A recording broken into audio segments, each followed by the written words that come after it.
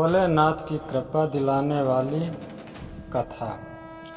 पुराणों में भगवान शिव की महिमा परंपरा बताई गई है। भगवान शिव त्रिदेवों में एक देव हैं। इन्हें देवों के देव महादेव भी कहते हैं।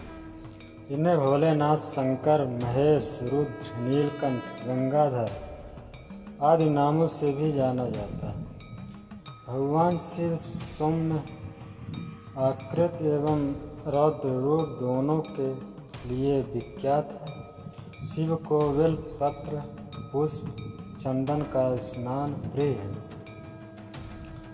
इनके पूजा के लिए दूध, दही, घी, शक्कर, शहद इन 5 अमृत, जिसे पंचामृत कहा जाता है। पुराणों में महामृत्युंजय मंत्र शिव आराधना का महामंत्र है। शंकर का निवास स्थान कैलाश पर्वत को माना जाता है। शिव को भोलेनाथ भी कहा जाता है। उनको पसंद करना मुश्किल नहीं, बस उनकी पूजा दिल से करनी चाहिए। साथ ही इस शिव कथा का पाठ भी करना चाहिए।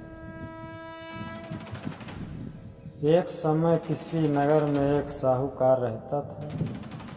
उसके घर में धन की कोई कमी नहीं थी, लेकिन कोई संतान न होने के कारण वह बहुत दुखी था। संतान प्राप्त के लिए वह प्रत्येक सोमवार व्रत रखता था और पूरी श्रद्धा के साथ शिव मंदिर जाकर भगवान शिव और पार्वती जी की पूजा करता था। उसकी भक्ति देखकर एक दिन में पार्वती प्रसन्न हो गई और भगवान शिव से साहूकार की मनोकामना पूर्ण करने का आग्रह किया।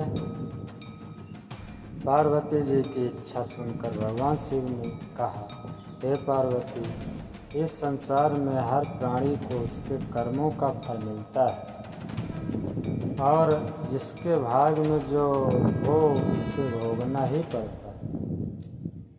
लेकिन पार्वती जी ने साहूकार की भक्ति का मान रखने के लिए उसकी मनोकामना पूर्ण करने की इच्छा जताई।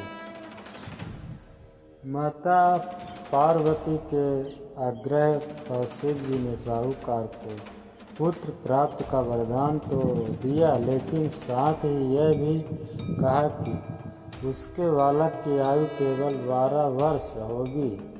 माता पार्वती और भगवान शिव की बातचीत को साहूकार सुन रहा था। उसे न तो इस बात की खुशी थी और न ही दुख। वह पहले की भांति शिव जी की पूजा करता रहा।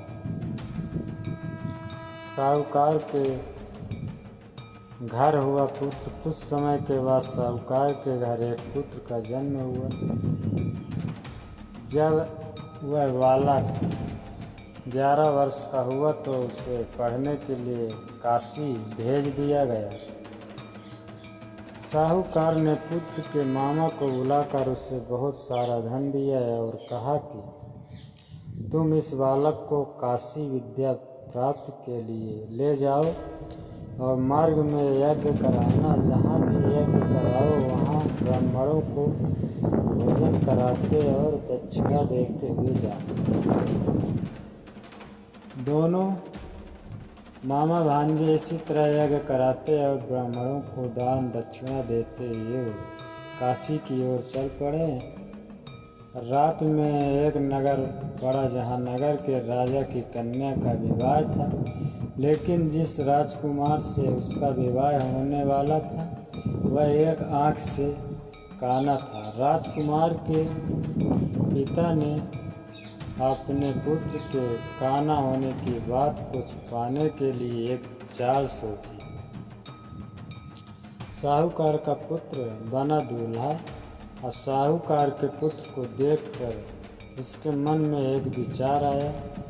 उसने सोचा, क्यों न इस लड़के को दूल्हा बनाकर राजकुमारी से विवाह कर दूं। विवाह के बाद इसको धन देकर विदा कर दूंगा और राजकुमारी को अपने नगर ले जाऊंगा। लड़के को दूल्हे के वस्त्र पहनाकर राजकुमारी से विवाह कर दिया गया। लेकिन साहूकार के पुत्र को यह बात न्याय संगत नहीं लगी।